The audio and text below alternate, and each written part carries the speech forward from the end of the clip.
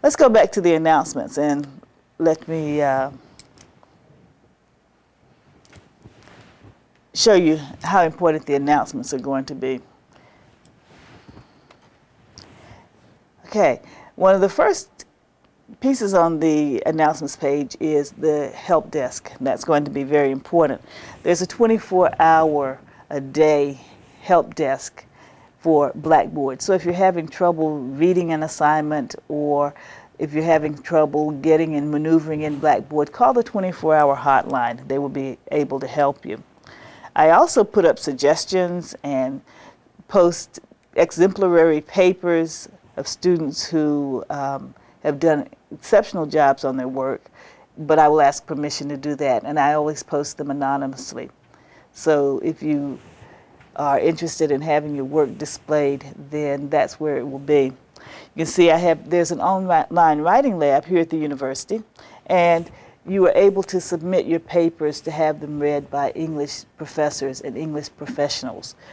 That's very beneficial. I've had great testimonials from students who submitted work to the online writing lab and had that work read, and they were very impressed with the turnaround time and the level of proficiency of the writing lab, and I was impressed with the quality of their writing and the improvements they made over the semester by using the online writing lab. So I encourage you to use the online writing lab when you submit or before you submit papers. They're great for working with grammar and spelling and organization and even suggestions. So you might want to use them. That's the online writing lab. And there's a link on the announcements page. There's a link on the in the discussion board, and there's a link after each assignment for the online writing lab, which makes it easier for you to just submit from your assignment page, which is the course documents page. So I have suggestions, I have current events. Occasionally I will have email links, I will have links to other sites that I think might be beneficial for you that I didn't put in the external links or the resource links. Let's go to course information. Under course information, you will find information about the course. Again, maneuvering through the course and making sure that you get everything that you need. There's the course description, which is the university's description of urban communities. There's the rationale for the course prerequisites, and Sociology 2301 is the prerequisite for this course, and that's the general sociology course. The chart of the course sequence, and here you will find the week's assignments, here you will find the week's learning objectives and the student learning outcomes, or the expected outcomes as a result of taking this course and doing each unit. You'll see that there's a week 1 assignment, a week 2 assignment, weeks 3 and 4.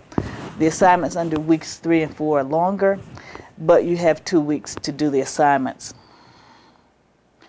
Weeks 5 and 6, weeks 7 and 8, weeks 9, 10, and 11, week 12, week 13, and week 14. Let me make 2 comments about the assignments.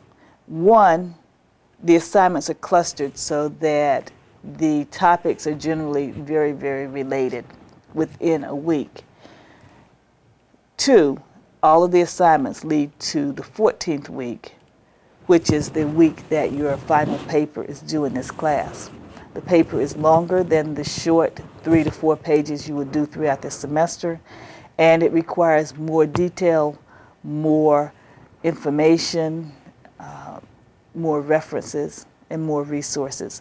And I make a suggestion that you start this semester thinking about that final paper, and as you go along you can start to collect materials and even start to write it. Some of the papers leading up to week 14 might be beneficial, and you can just extrapolate from those assignments information that you want to put in your final paper. I expect the final paper to be of publishable quality or presentation quality. So if you were going to a national conference or a regional conference in your discipline, then this would be the caliber of paper that you would submit and present at one of those conferences. So you can see the level of specificity you will be required to meet. And so it's important to identify early on what you want to do with the paper and then to begin working towards that throughout the semester. Okay, so that's the sequence. Our papers in this class will be written using the APA format. And I want to go through the APA format quite extensively because so many students are accustomed to using the MLA format. And the MLA format is the modern languages format. We don't use the MLA format in the social sciences, nor do we use it in nursing or education. So if you are not accustomed to using APA format, it's important that you learn to transfer your knowledge of the MLA format into the APA format. So let me just quickly go through that. There is a link here on the APA formatting guidelines that will take you to a PowerPoint presentation, and that PowerPoint presentation has the information about the differences between MLA and APA. And I'm sure many of you, not all of you, are familiar with the APA format, the MLA format.